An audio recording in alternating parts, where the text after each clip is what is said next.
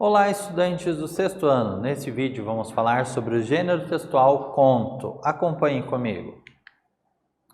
Bom, nós vamos ler trechos aqui de um conto para compreendermos a função e o efeito de sentido gerado por alguns sinais de pontuação.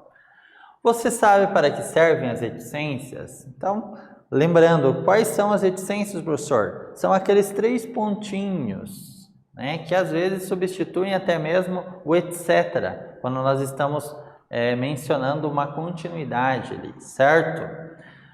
Em que situações será que nós podemos utilizar as reticências? Será que existe uma única situação ou várias situações em que as reticências são utilizadas?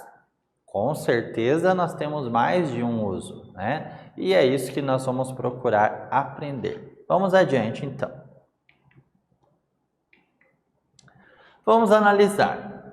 O uso de reticências no diálogo entre a tia e a sobrinha está aqui apresentado. Observe o nosso trecho. O segredo é seu ou dos outros? Dos outros. Quer dizer, da prima. Eu preciso contar uma coisa para vocês. Minha avó, quando eu era pequena, me ensinou uma coisa. Então percebam aqui que nesse trecho nós temos aqui o uso das reticências em duas situações, né? Então nós temos aqui, dos outros, aí é utilizado as reticências.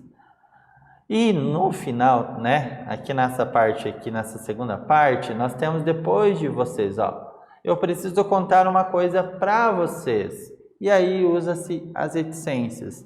Então, quando há uma interrupção de pensamento e depois prossegue com encadeamento de ideias novas, inicia-se a oração com letra maiúscula. Nós percebemos aqui a importância também, de após as reticências aqui, nós termos o uso da letra maiúscula. É muito interessante.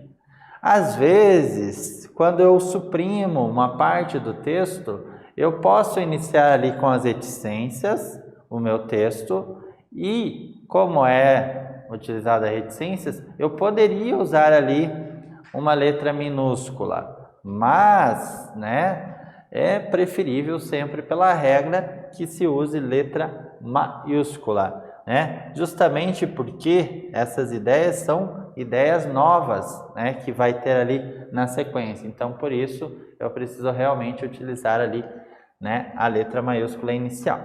Perfeito? Seguindo, mais alguns trechos. Bem, eu pensei que a senhora quisesse saber o que aconteceu, então foi utilizado aqui também as reticências.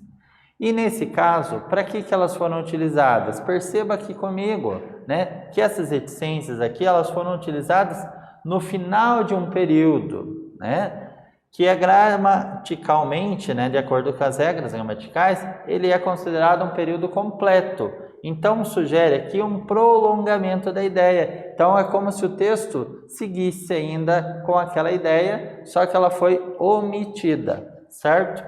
E na segunda parte aqui, olha o trecho. É que eu tenho um segredo para te contar e não sei se devo. Aqui o uso das reticências foi colocado para indicar aqui uma indecisão do personagem. Então, o personagem está indeciso, Então, será que eu devo contar, Como se ele estivesse pensando.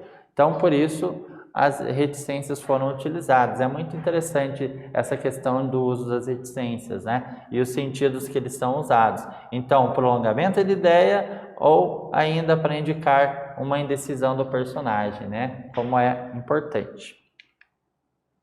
Vamos pensar juntos, lendo o nosso trecho. Como essa pessoa é minha conhecida e eu gosto muito dela, não posso contar o que aconteceu por lá. Então, foi usado aqui as reticências. É uma pena. Para que elas foram usadas aqui, essas reticências? É para interromper o pensamento, indicar uma expressão, prolongamento da ideia ou mostrar admiração? Com qual sentido vocês acham que foi utilizada aqui as reticências? Vamos ver juntos? Então, foi justamente para indicar a interrupção do pensamento, Então, não posso contar o que aconteceu por lá. Então, ela fica ali, 1 minuto. É melhor eu não contar, né? Meio que isso, né? Então, essa ideia de interromper o pensamento e depois ela muda totalmente a questão aqui, tá? Muito bem. Aqui eu tenho uma sugestão de atividade para você, colocar a sua mão na massa, né? Então, para que você transforme, né, o texto conto ou não conto em uma tirinha, que é 3 quadrinhos, ou em uma história em quadrinhos, certo? Então, procure lembrar-se do percurso da história. Lembre-se que os gêneros textuais eles são diferentes, né? Então, um conto é bem diferente de uma história em quadrinho. Assim, você vai obter sucesso.